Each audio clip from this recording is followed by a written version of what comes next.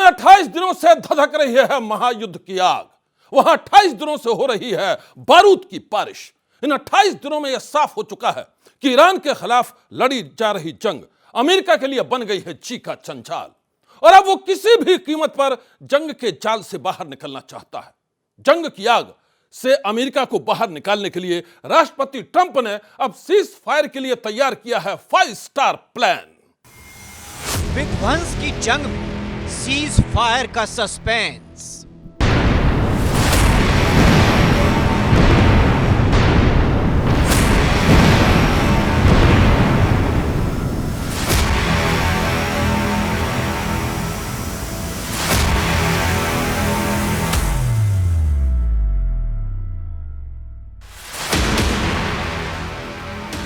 जंग रोकने के लिए ट्रंप का सीक्रेट दांव। महायुद्ध में ट्रंप का 5 star plan. Trump hotline 5। Trump का 5 स्टार प्लान यह एक खुफिया प्लान है जो अमेरिका को जंग के जाल से बाहर निकालने के लिए तैयार किया गया है। इस प्लान के तहत अमेरिकी राष्ट्रपति ट्रंप ने बैकडोर बातचीत का रास्ता अपनाया है। खबर है कि ईरान की टॉप लीडरशिप के साथ बातचीत के लिए ट्रंप ने एक सीक्रेट हॉटलाइन शुरू की है, और उस हॉटलाइन पर कम से कम 5 लोगों के साथ बातचीत चल रही है। कौन है ट्रंप की हॉटलाइन से जुड़े वो 5 किरदार?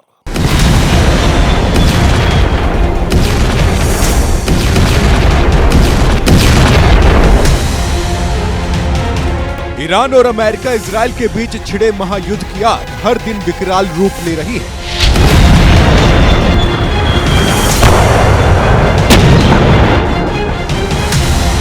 हर दिन युद्ध के मैदान से तबाही की नई नई तस्वीरें सामने आ रही हैं।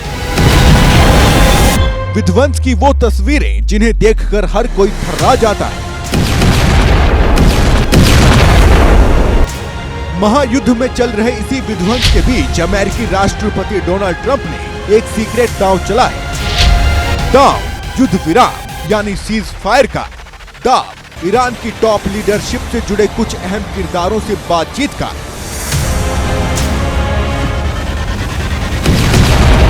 मीडिया रिपोर्ट्स के मुताबिक महायुद्ध में बुरी तरह फंस चुके ट्रंप अब किसी भी कीमत पर जंग खत्म करना चाहते हैं। खबर है कि जंग को खत्म करने के लिए ट्रंप पिछले कई दिनों से ईरान के अलग अलग टॉप कमांडरों को फोन घुमा रहे हैं और उन्हें बैकडोर बातचीत की दावत दे रहे हैं।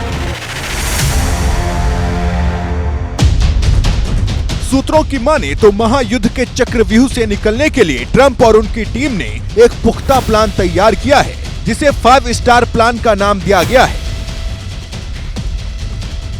ट्रंप के 5 स्टार प्लान के पीछे भी एक दिलचस्प कहानी बताई जा रही है। कहानी यह है कि ट्रंप और उनकी टीम ने युद्ध विराम पर बातचीत के लिए ईरान के 5 किरदारों को चुना है। दावा किया जा रहा है कि उन 5 किरदारों में ईरान के टॉप कमांडर और प्रभावशाली नेता शामिल हैं, लेकिन वो गुमनाम किरदार कौन है, ये अभी तक का सबसे बड़ा सस्पेंस बना हुआ है। सस्पेंस ये भी है कि ईरान के साथ बैकडोर बातचीत वाला ट्रंप का ये सीक्रेट दांव कामयाब हो भी पाएगा या नहीं। शांति वार्ता अगर जिस प्रकार से अमेरिका ने शर्तें रखी हैं और जिस प्रकार से ईरान ने शर्तें रखी हैं और उन पर अगर कोई भी मुझे लगता है मिडिल ग्राउंड नहीं आएगा, तो मुझे नहीं लगता है कि युद्ध जीत या हार पे ही जाएगा। बनिस्बत जो होना चाहिए बातचीत के द्वारा अगर युद्ध थम सकता है तो बहुत अच्छी बात है, लेकिन अगर सब अड़े रहे, क्योंकि ईरान जो है एक बहुत पुरानी सभ्यता है, उसका अपना अस्तित्व है। अगर आप उसे ऐसी शर्तें रखें जिससे उसका अस्तित्व भी ख़त्म हो जाए और ईरान की इज़्ज़त भी ना रहे, तो ईरान कभी नहीं मानेगा। ईरान का बचा क्या है? इज़्ज़त, और उस चीज़ के नीचे उनका मनोबल बहुत ऊंचा है। आज की तारीख में सब लोग अपने झंडे के नीचे खड़े हैं। तो मुझे लगता है कहीं ना कहीं हम लोगों को नरम पेश आना चाहिए। न्यूक्लियर को लेकर के हाँ, मुझे लगता है ईरान मान जाएगा कि वो न्यूक्लियर के ऊपर शायद आगे ना बढ़े। तो अगर ये कहना कि ना मिसाइल भी नहीं रखेंगे, अपनी फ़ौज भी नहीं रखेंगे, स्टेट ऑफ हॉर्मूज़ भी नहीं। हैरत की बात यह है कि अमेरिका एक तरफ तो ईरान के साथ बैकडोर बातचीत के दावे कर रहा है, वहीं दूसरी तरफ मैदान जंग में दोनों तरफ से मिसाइल अटैक हो रहे हैं।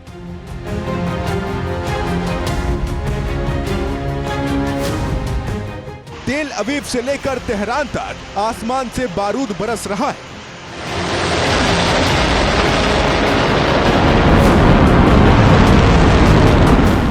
ऐसे में बड़ा सवाल यह है कि क्या अमेरिका और इजराइल की दोहरी नीति ईरान को सीज फायर के लिए सहमत करवा पाएगी?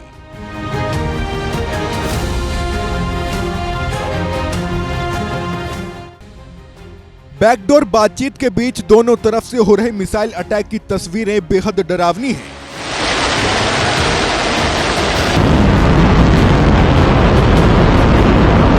अमेरिका और इजराइल ने ऐसे ही एक मिसाइल अटैक के बाद दावा किया है कि IRGC के एक टॉप कमांडर की मौत हो गई है। IRGC के कमांडर की मौत को ईरान के लिए बहुत बड़ा झटका माना जा रहा है। इस बीच मीडिया में ऐसी खबर भी आ रही है कि अमेरिका और ईरान के बीच चल रही बातचीत में फिलहाल IRGC को शामिल नहीं किया गया है। तो क्या ट्रंप की हॉटलाइन के तार ईरानी हुकूमत के किसी दूसरे ग्रुप के साथ जुड़े हैं? ईरान ने माना है कि पाकिस्तान ने उनको 15 पॉइंट्स का जो अमेरिका का प्रपोजल था वो उनको मिला है। अगर वो कहा है उन्होंने मिला है, और उन्होंने भी अपने 5 पॉइंट के प्रपोजल दिया है, और इजिप्ट भी इसमें सहायता कर रहा है, पाकिस्तान की, तुर्की भी पाकिस्तान की सहायता कर रहा है। तो ये दर्शाता है कि कहीं ना कहीं पे बातचीत हो रही है, ट्रैक टू डिप्लोमेसी में बातचीत हो रही है। ये ईरान का कहना कि उनके साथ बातचीत नहीं हो रही, ये तो गलत होगा। ये ईरान के साथ बातचीत हो रही है, चाहे ईरान माने ना माने वो बात अलग है।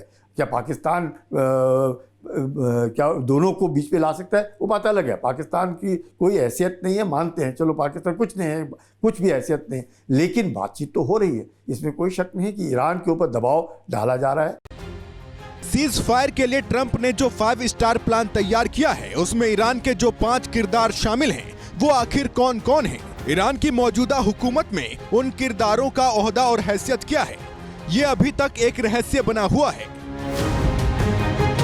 कयास लगाए जा रहे हैं कि उन 5 किरदारों में से सबसे अहम किरदार ईरान के राष्ट्रपति मसूद पेजेश्कियान या उनके प्रतिनिधि हो सकते हैं।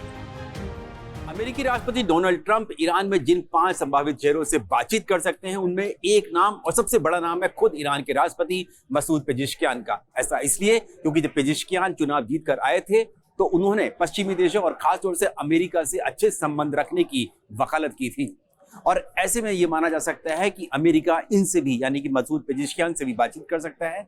और ऐसा इसलिए भी है क्योंकि पेजेश्कियान के संबंध पाकिस्तान से भी बहुत अच्छे रहे हैं, और खुद इस जंग के दौरान पेजेश्कियान ने पाकिस्तान के प्रधानमंत्री शहबाज शरीफ से भी फोन पर बातचीत की है। लेकिन पेजेश्कियान के साथ दिक्कत यह है कि खुद उनके देश की जो IRGC है, जो सबसे कट्टरपंथी जो मिलिट्री संगठन है, वो उनकी बात नहीं मानता है, ना ही उनकी बात सुनता है, क्योंकि IRGC का मानना है कि पेजेश्कियान ईरान में महज एक CEO के तौर पर काम करते हैं, उससे ज्यादा कुछ नहीं है। दरअसल ईरान के राष्ट्रपति पेजेश्कियान की छवि एक उदारवादी नेता के रूप में है। शायद इसीलिए यह कयास लगाया जा रहा है कि अमेरिकी राष्ट्रपति ट्रंप ईरान के जिन नेताओं से सीज फायर के लिए हॉटलाइन पर बात कर रहे हैं, उनमें पेजेश्कियान भी शामिल हो सकते हैं। लेकिन बड़ा सवाल यह है कि IRGC को भरोसे में लिए बगैर ईरान की सरकार अमेरिका के साथ शांति समझौता कर भी पाएगी या नहीं? ये ईरान ने माना है कि पाकिस्तान ने उनको 15 पॉइंट्स का जो अमेरिका का प्रपोजल था वो उनको मिला है। अगर वो कहा है उन्होंने मिला है, और उन्होंने भी अपने 5 पॉइंट के प्रपोजल दिया है, और इजिप्ट भी इसमें सहायता कर रहा है, पाकिस्तान की, तुर्की भी पाकिस्तान की सहायता कर रहा है। तो ये दर्शाता है कि कहीं ना कहीं पे बातचीत हो रही है, ट्रैक टू डिप्लोमेसी में बातचीत हो रही है। ये ईरान का कहना कि उनके साथ बातचीत नहीं हो रही, ये तो गलत होगा। कि ईरान के साथ बातचीत हो रही है, चाहे ईरान माने ना माने वो बात अलग है। क्या पाकिस्तान क्या दोनों को बीच में ला सकता है, वो बात अलग है। पाकिस्तान की कोई हैसियत नहीं है, मानते हैं, चलो पाकिस्तान कुछ नहीं है, कुछ भी हैसियत नहीं, लेकिन बातचीत तो हो रही है। इसमें कोई शक नहीं है कि ईरान के ऊपर दबाव डाला जा रहा है।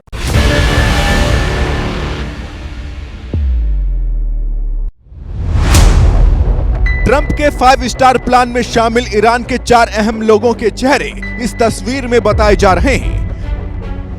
पहला चेहरा ईरान के टॉप कमांडर सईद जलीली का है, दूसरा चेहरा गुलाम हुसैन मोहसेनी एजई का है, तीसरा चेहरा है मोहम्मद बाकिर कालीबफ का और चौथा चेहरा अहमद रेजा रादान का है। इन चारों चेहरों को ईरान की जनता अच्छी तरह से जानती और पहचानती है, क्योंकि ये सब के सब वहां की टॉप लीडरशिप में शामिल हैं। इसीलिए ये माना जा रहा है कि ईरान में शांति बहाली के लिए हो सकता है कि इन्हीं लोगों में से कोई ना कोई ट्रंप के साथ बैकडोर बातचीत में शामिल हो। हालांकि अभी तक ईरान ने अमेरिका के साथ किसी भी तरह की बातचीत से साफ इनकार किया है।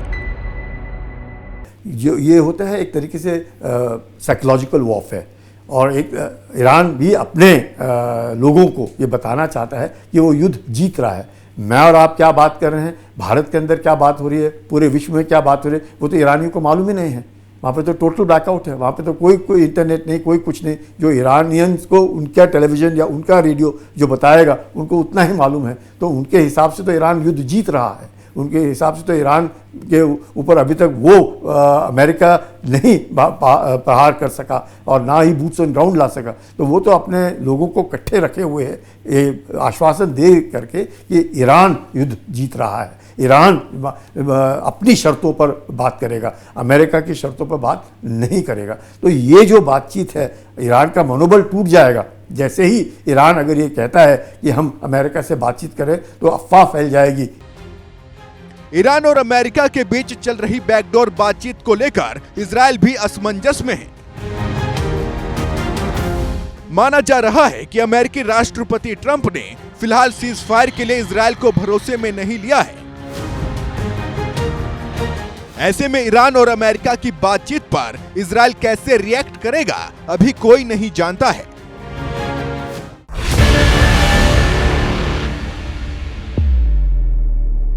ईरान पर हमले के बाद अमेरिका और इजराइल दोनों एक ऐसी अंधेरी सुरंग में फंसे हुए हैं जहां से निकलने का कोई रास्ता नजर नहीं आ रहा है।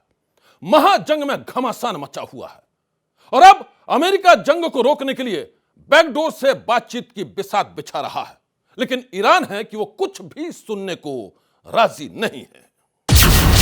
महाजंग में ईरान की खूनी सौगंध।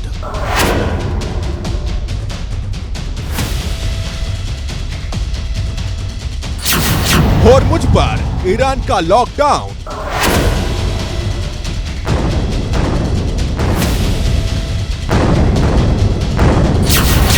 ट्रंप की मोहलत के तमाशे से सनसनी।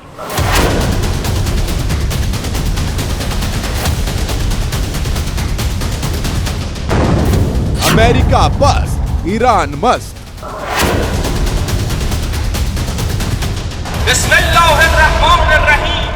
ईरान पर इजरायल और अमेरिका के अटैक के बाद बीते 28 दिनों में जो कुछ हुआ है, उसकी तस्वीरों ने पूरी दुनिया को थर्रा दिया है।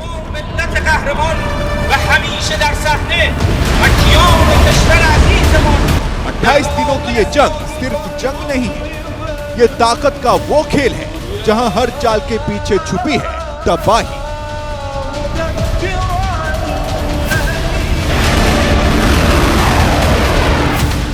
मिडिल ईस्ट में बारूद बिछ चुका है, समंदर से लेकर आसमान तक हर दिशा में मौत मंडरा रही है।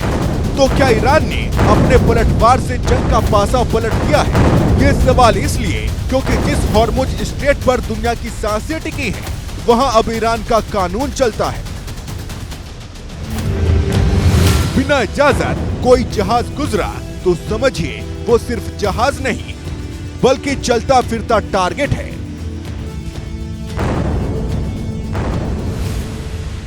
समंदर शांत दिखता है, लेकिन इसकी गहराइयों में छुपा है युद्ध का तूफान। हॉर्मुज स्ट्रेट, जहां हर गुजरता जहाज अब ईरान की नजर में है। जिन देशों को ईरान अपना दोस्त समझता है, उसके लिए तो हॉर्मुज स्ट्रेट में कोई खतरा नहीं है, लेकिन जिन्हें वो अपना दुश्मन समझता है, उसके लिए खतरा ही खतरा है।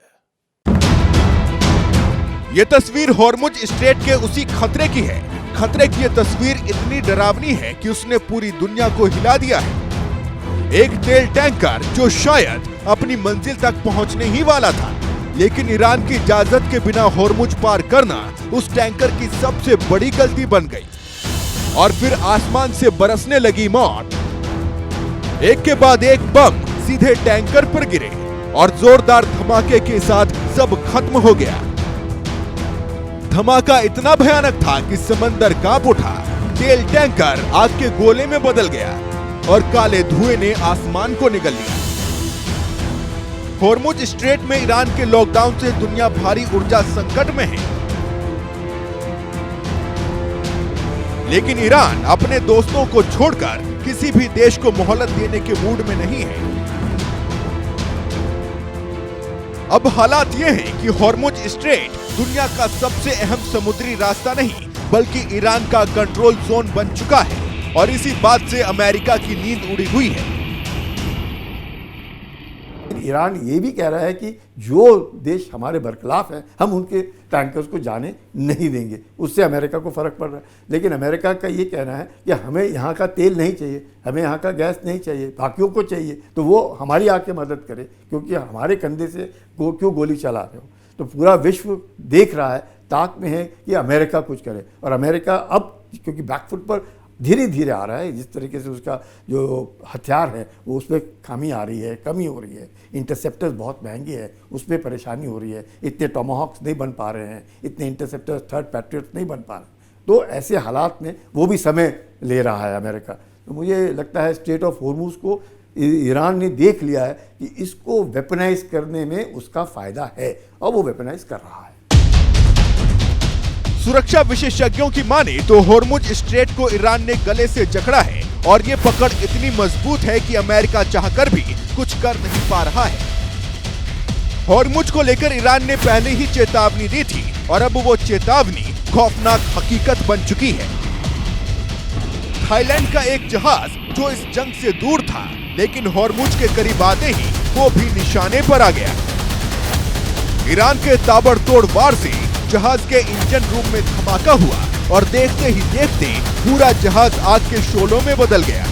जहाज की हालत ऐसी हो गई कि वो समंदर में फंस गया और अब उसे ईरान के कब्जे वाले केशम द्वीप के पास ले जाया गया है। संदेश साफ है, होर्मुज में अब वही होगा जो ईरान चाहेगा। अभी लड़ाई की हालात है तो ईरान अपनी मनमानी कर रहा है, क्योंकि कोई माइन लगा देगा, एक शिप किसी टैंकर को जला देगा, एक को जलाओ और हज़ारों को डराओ तो कोई नहीं जाएगा। इंश्योरेंस कंपनीज हैं और शिप किसी और का होता है, क्रू किसी और का होता है, तेल किसी और का होता है, उसका ओनर कोई और होता है, उसका झंडा कोई और ही लगा कर, तो बहुत इसमें मुश्किल है। तो ऐसे इसमें ईरान उसका पूरा फ़ायदा उठा रहा है। अब देखते हैं कि अगर किसी भी देश में 10 टैंकर गैस जाना है, उसमें 5 ही जाएंगे तो वहाँ किल्लत थोड़ी सी शुरू हो जाएगी। तो वो जान रहा है कि ऐसे ही प्रेशर बनाया जाए और उस प्रेशर से ही अमेरिका पे दबाव डाला जाए और इस युद्ध से अमेरिका हटे और जिससे कि ईरान फिर सांस ले सके। उसके बाद मुझे नहीं लगता है, क्योंकि अभी तक जिस प्रकार से इंटरनेशनल स्ट्रेट था और ईरान ने कभी मना नहीं किया, ओमान ने कभी किसी ने मना नहीं किया और अब तक 20% विश्व का तेल और 25% गैस जा रहा था, वैसे दोबारा जाने लगेगा।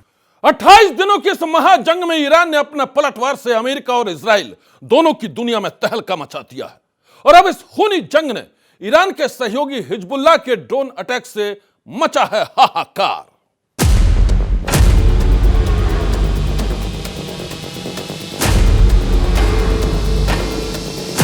अट्ठाईस दिनों की ये महाजंग सिर्फ समंदर तक सीमित नहीं है, जमीन पर भी मौत के नए नए हथियार उतर चुके हैं और अब मौत के इस खेल में हिजबुल्लाह के अटैक ने इजराइल को थर्रा दिया है।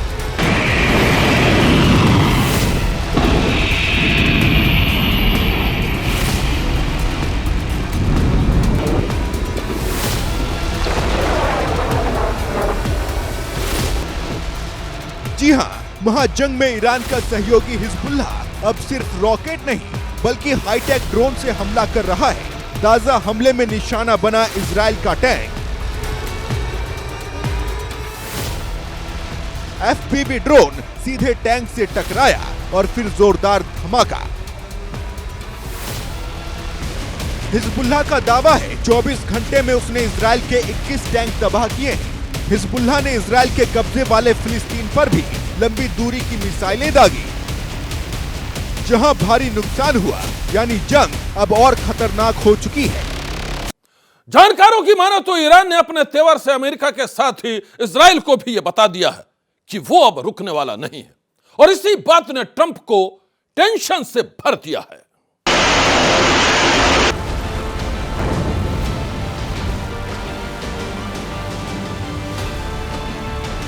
एक के बाद एक मिसाइलों की लहर और अब 83वीं वेव।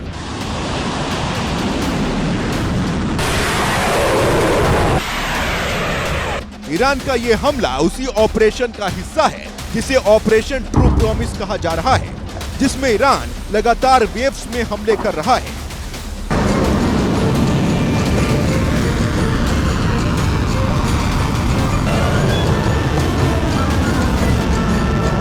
खास बात यह है कि हमले से पहले मिसाइल पर thank you people of India लिखा गया है और फिर मिसाइल दागी गई।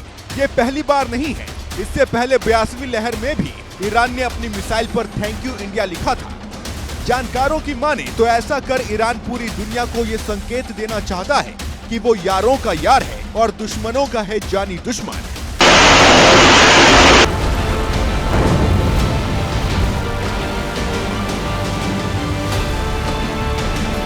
ईरान के तेवर गर्म हैं, लेकिन अमेरिका भी चुप नहीं बैठा है, और अब वो ऐसे खतरनाक बमों से हमला कर रहा है जो सीधे जमीन को फाड़कर कई फीट अंदर दुश्मनों के ठिकानों को तबाह कर देते हैं। GPU-57 दुनिया के सबसे खतरनाक बंकर बमों में से एक। 200 फीट मिट्टी और 60 फीट कंक्रीट, सब कुछ चीरकर ये बम सीधे निशाने पर पहुंचता है। दावा है कि अपने इस घातक बम से अमेरिका ने ईरान के कई अंडरग्राउंड ठिकाने तबाह कर दिए हैं। तेहरान, जो कभी सबसे सुरक्षित माना जाता था, अब अमेरिका और इजराइल के टारगेट पर है। यहाँ इजरायली फाइटर जेट लगातार आसमान में मंडरा रहे हैं और लगातार बमबारी कर रहे हैं। बमबारी भी ऐसी कि 20 मिनट में दर्जनों धमाके और फिर शहर के कई इलाके अंधेरे में डूब गए। ताबड़तोड़ हमले और भारी बमबारी के बाद तेहरान में हर जगह तबाही के निशान हैं, लेकिन ईरान इसके बाद भी झुकने को तैयार नहीं है।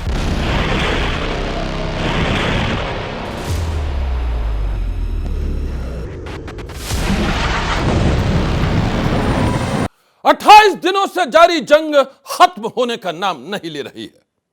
समंदर में आग है, आसमान में बारूद, जमीन पर खून, और इन सब के बीच दुनिया इंतजार कर रही है उस पल का जब ये जंग रुकेगी। लेकिन क्या वो पल कभी आएगा, या ये महायुद्ध दुनिया को एक और बड़े विनाश की तरफ ले जा रहा है? यह सबसे बड़ा सवाल है। आज की सनसनी में बस इतना ही। आप रहिएगा होशियार, सन्नाटे को चीरती सनसनी कल फिर देगी दस्तक आपकी दहलीज पर।